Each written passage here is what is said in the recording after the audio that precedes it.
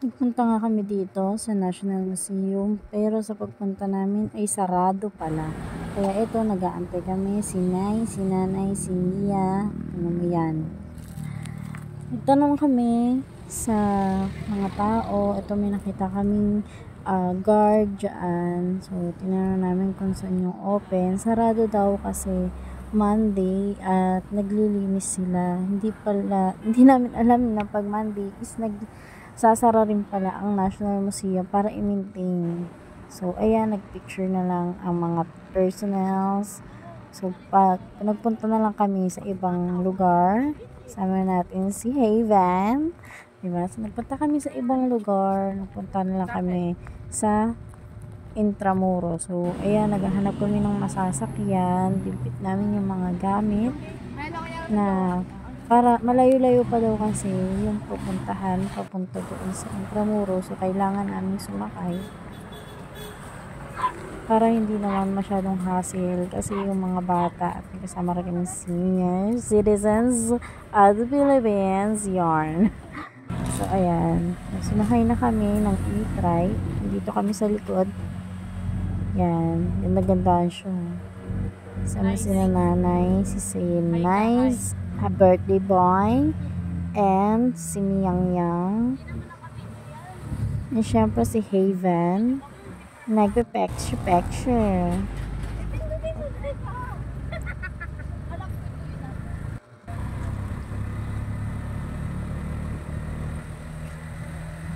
So, malayo-layo rin pala yung aming biniyahe. Akala namin kasi kaya lakarin, pero hindi daw, kaya sumakay na lang kami. So, ayan. Malapit na daw kami. Sabi ni Koyang, nag-drive sa aming pupuntahan. At yan, nakikita na namin dumidilim ang kalangitan, Beshiwap. At pinabutan na nga kami ng ulan pagbaba namin. Ano masasabi mo? Wala kaming dalang payong. At nabutan ng ulan ang mga Beshiwap. Kaya takbo na kami dito sa may puno. At buti na nga dito pa kami sa aming pupuntahan sa Fort Santiago. He pardoned all Japanese soldiers who arrested Filipino because they said, bakit mo pinakawalan yung mga soldiers na Filipino? Pagtapos ng ulan, nakijoin kami dito kay Kuya na tour guide. Actually, may bayad yan. Pero dahil syempre, nakijoin na lang kami. Hindi naman kami pinapaalis nila Kuya. So, nakikinig kami ng history ng Fort Santiago. So, ayan, makikijoiners na lang kami, literal na joiners. First by the Spanish from 1571 to 1898. Next is British, 1762 to 1769. Okay? Understand? Okay. But no worries. There's nothing like Pinapana ng mga tiradores. Ganyan? Grabe, no? Grabe ang history nitong lugar na ito. measure the load of the Rizal. And then they said, Pero kahit pa pero wala pong like compare to Mr. Ahmed Ocampo, great historian here, or one of the historian here. Na nabasa daw niya yung manuscript. Dahil malakas yung ulan kanina, high tide siya, kaya hindi tayo pwedeng pumasok dito sa Second, 1 Donjan. minute, right? So meaning, at the first day of 600 men prisoned here, they are already dead. And then they will be quickly composed. By the way, this is the entrance of the dungeon. It's possibly kung magbubukas yan, and ang exit nandun po sa kapila. Pumasok din kami dito sa isang building at in-enjoy na lang din ng mga bata yung mga nakikita nila. Kahit na rin kami sa second floor. Una si Kuya, ayan si Miyang Yang.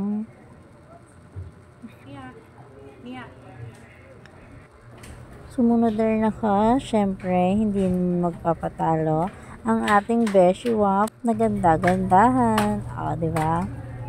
Sexy yarn.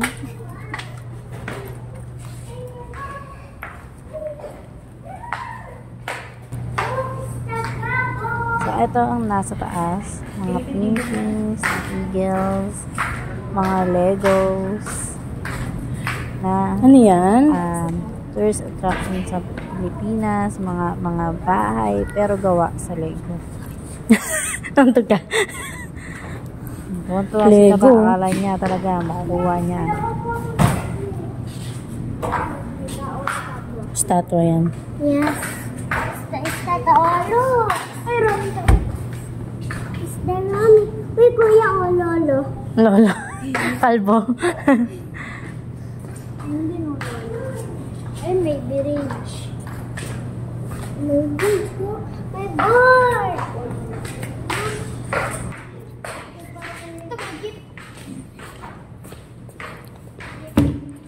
Bawal hawakan, kuya. Bawal hawakan.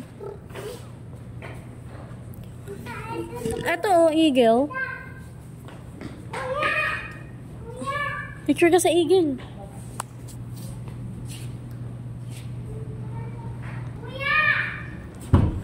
Tumakbo-takbo na nga sila sa lugar. Sabi ko, huwag tumakbo. Baka magkabasag ang mga person. Si Lolong yan eh. Crocodile yan, be. Si Lolong. Uy, kuya o tao. Uy, tao. Ayun, ikinis. Are you marry me? No.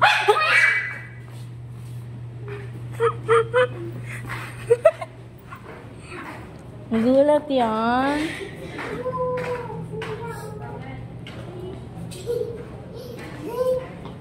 Ano yan, kuya? Kuya, kita.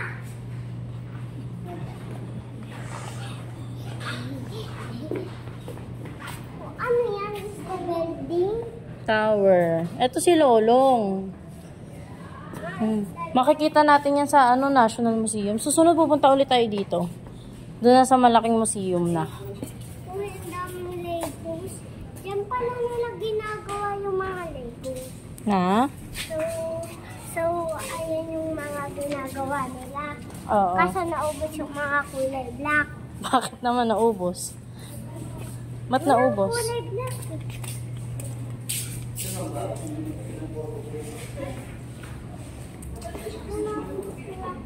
Sige, picture ka na. Ayan, Saan ka sabi mag-picture? niya mag-picture kami dyan. Kaya picture na lang ang mga personal. Pero, mas iba ata ang trip niya. O bago ng desisyon ng batang ito. Ewan ko ba? Ito yung kamakanya.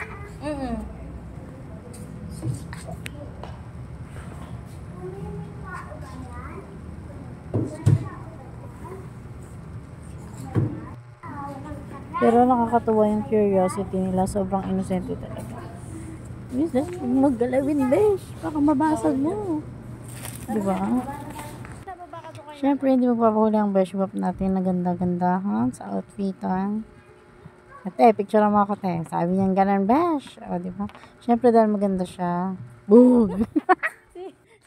Wala dyan.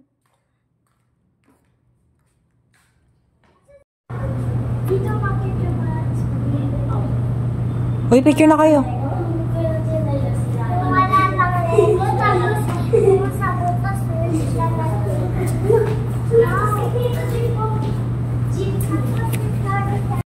Ang daming request ng mga bata nito. Ang daming na gustong puntahan. Akala niya naman talaga mapupuntahan lahat sa isang araw. Diba? So, ayun na nga. Bumaba na kami. Hanggang dito si Madam Alicia dahil hindi na siya sumama sa taas. Dahil napagod ang personnel. Pero yan, picture pa rin ng mga bata.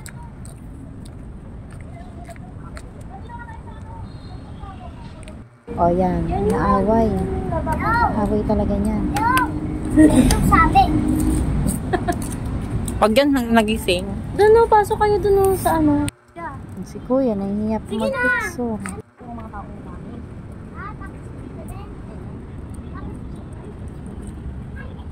Sana, magbabait na ako. O, sige. O, ikaw. Sana, di umuulan. Kasi birthday mo para hindi na umulan. Ay na, mami mo! At dumating na nga itong isang Buhilya. So, Dahil sumunod lang yan sa amin. Ang pag-gibsong-gibsong pa. Ang mga kaperahan, doon sumaya si Kuya Tsaba. Ano na wish niya? Ang sabi niya, sana mabuhay na si Dr. Roseris. Bakit, be? Ba't gusto mong buhayin si Dr. Serisan? Nabunot siya sa Paghahawak namin ng gamit. May nakita akong pintuan dito, kaya sabi ko akitin namin. Ayan. Yung mga tao na umaakyat. Here's kami kaya, syempre, inakitin namin kung anong meron sa taas, di ba? Oh, labos na sa Encantadia talaga yan, besh.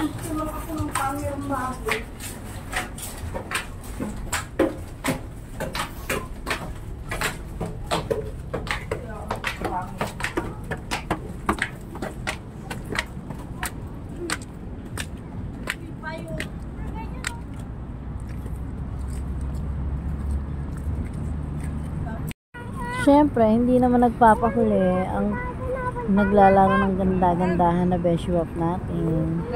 Picture video, yan ang gusto ko. Sabi niya, ganun.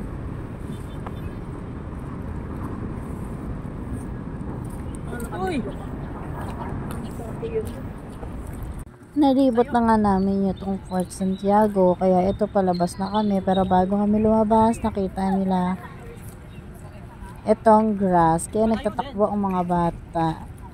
So hinayaan na lang namin silang mapagod para mamaya bagsak ang mga person.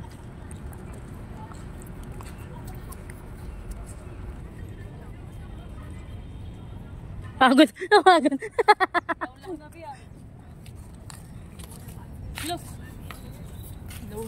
No, hinihingal-hingal oh. Oh, may tubig dito. Tubig ka? Tubig? Ikaw? Yan, hiningal. Hiningal. Ubus ni Unggo yun. Ano? Sabi niya ko? Bumabalik ka. Hiningal oh. Okay lang yan.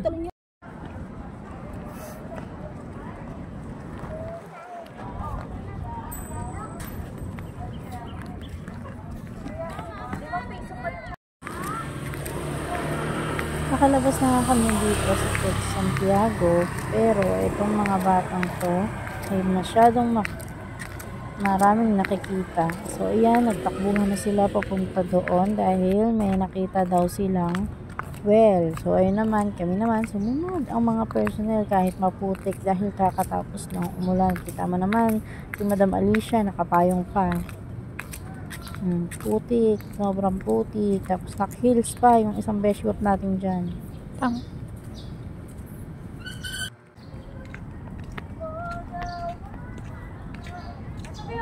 Kadulas kayo ha, ang putik. Di ba makita? Lang. Ha? Ano naman ah? Sana. Putoy ka na yung sana. Yung mga itak ko.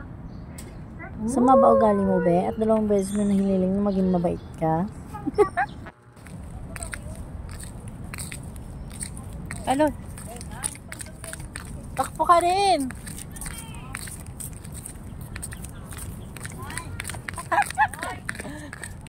Medyo nagiging maayos na nga yung kalangitan at naghahanap na kami ng aming kakainan dahil gutom na ang mga bata at isip bata.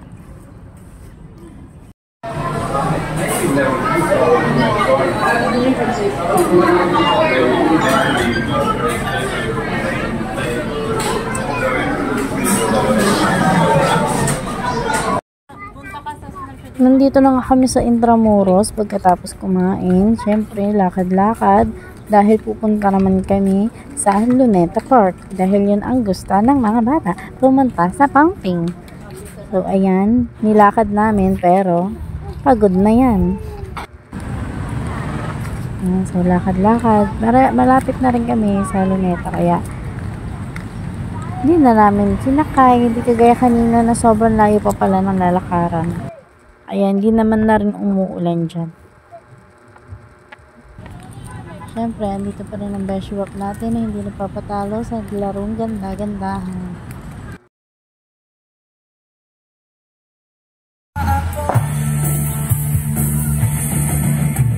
At ayun, nakarating na nga kami sa Luneta Park.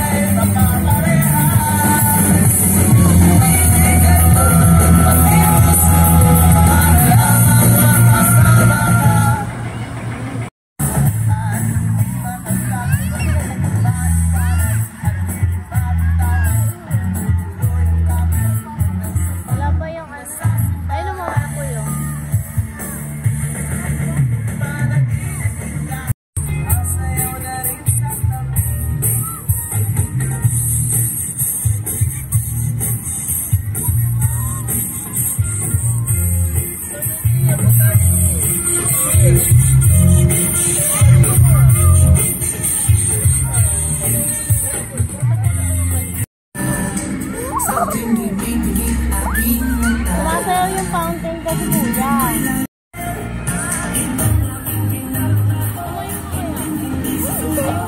Pero hindi naman ito si Mia.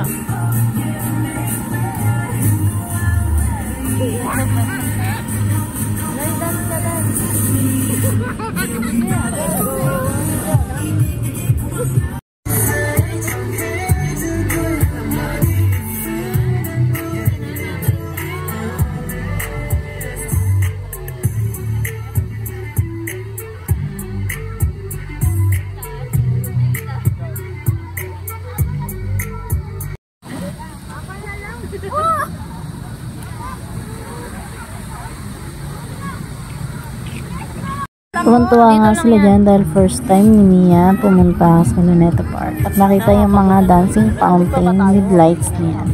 So naghinayaan na lang namin silang maglaro, tumakbo, marumihan at maging bata.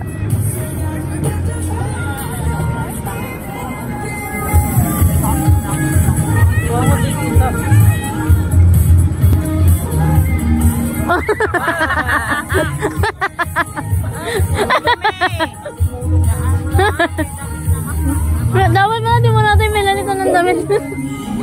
Sino? Si Miais. Ay! Yung short mo! Yung short mo! Yung short mo! Ayusin mo muna. Was will be one of their core memories. Pupunta sila sa Luneta at naglalaro lang sila.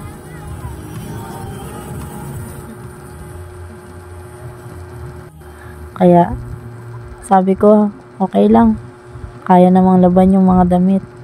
Pero hindi habang buhay, bata sila. Kaya hayaan natin sila maging bata habang bata pa sila. Maglaro at maglaro. Dahil pagdating ng araw,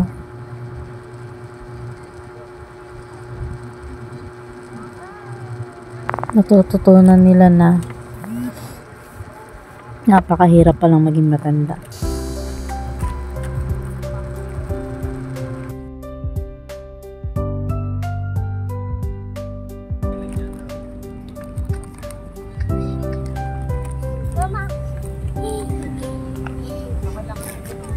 Lowest na yung pagtaling mo.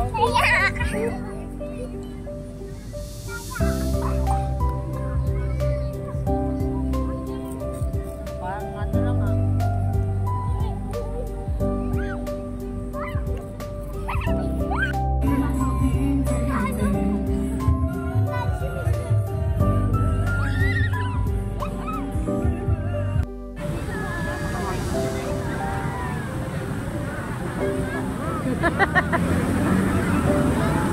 Nay.